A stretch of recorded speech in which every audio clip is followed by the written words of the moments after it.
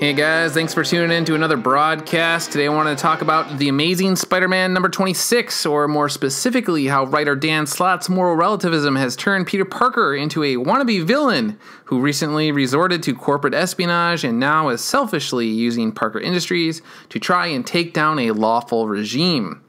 Alright, we have a lot to cover here, so I'm going to make the recap quick. Here's what you need to know. Pandemonium breaks out at an Uncle Ben Foundation event when Spider-Man stops Silver Sable from taking out weapons manufacturer Norman Osborn with a sniper rifle.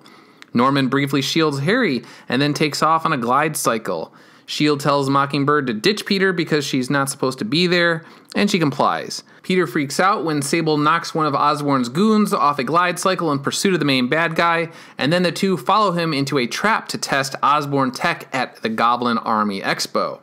Osborn unveils his own version of Metal Gear, which is rather interesting because Peter and Silver Sable kind of go full Metal Gear by the end of the book by deciding to take down a sovereign nation, but more on that soon. Osborn and the Countess from Symkaria escape, and then Silver Sable says that her demise allowed the two of them to take over the nation. For those who don't remember, Peter left Silver Sable to die during Ends of the Earth in order to save Dr. Octopus, the same guy who came within inches of incinerating 7 billion people because he wanted to be worse than Hitler, Pol Pot, and Genghis Khan combined. But I digress. Anyway, fast forward, and Peter decides that he's going to use Parker Industries' resources to try and bring down Norman and the Countess, even though the company is already struggling with a slew of PR problems. Harry says, "Pete, this is crazy. Our company's in trouble. That logo on the plane? It's poison right now. And you're going to use it to ship millions of dollars of equipment to topple a lawful regime and oust my dad? Pete, everything you've built." Peter responds, "Well, when you put it that way, yeah, that's exactly what I'm going to do. Yeah, I'd risk it."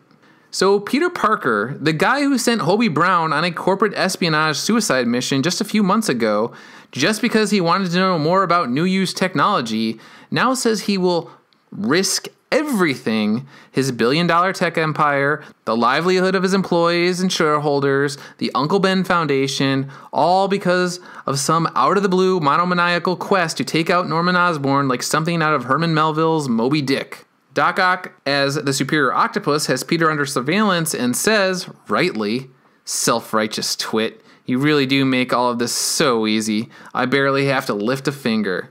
Otto tips off S.H.I.E.L.D. anonymously that Peter is going to revisit the Let's Invade a Sovereign Nation that Bendis explored with S.H.I.E.L.D. during 2004's very awesome Secret War, and were set up to have the hypocritical organization treat Parker Industries as a threat, quote, "no different than Hydra." Okay, critics of mine say that I, quote, "hate Dan Slott," but that is not true. I have a thing against bad writing, and I really have a thing with turning Peter Parker into a selfish goon. I have a thing against making him act like such a blind fool that when megalomaniacs criticize him, I say, "Yep, spot on, Otto." And I do hate how Dan Slott's moral relativism, the kind that allowed him to ask if Hawkeye or Wolverine were any different than Dr. Octopus, I'm not joking, screws the character's moral compass up so much that the line between good and evil is all a giant blur. At one point in the book, Peter says he's ignoring his spider sense because, quote, "everything comes with a cost, and I'm willing to pay it if it means catching Osborn." Moments later, he says he was Akbar'd, and they were led into a trap. But that's not true. The hero willingly ignored his own gift, logic and reason, and said he did not care what the cost would be, i.e., the ends justify the means, a worldview that is then applied on an even grander scale when he decides to invade a sovereign nation. Ask yourself how this version of Peter Parker is any different from Otto Octavius or Norman Osborn. They are on the exact same paths, only the other two are obviously farther down the road. That's why it rings true when Otto says, "self-righteous twit," because that is exactly what Dan Slott's version of Peter Parker has become. And that is sad because Marvel has let it come to this. Marvel allowed Dan Slott to inject the book with pint after pint after pint of moral relativism to the point it bleeds an endless shade of gray. Does the book look cool? Sure, Stuart Immonen is a great artist, but at the end of the day, Dan Slott has turned Peter Parker into Spider Ahab in search of his giant green whale, and editor Nick Lowe signed off on it. Dr. Octopus's analysis of Peter Parker should always sound like a man who is intelligent but delusional, but instead, Otto sounds like the only rational, but evil, adult in the room.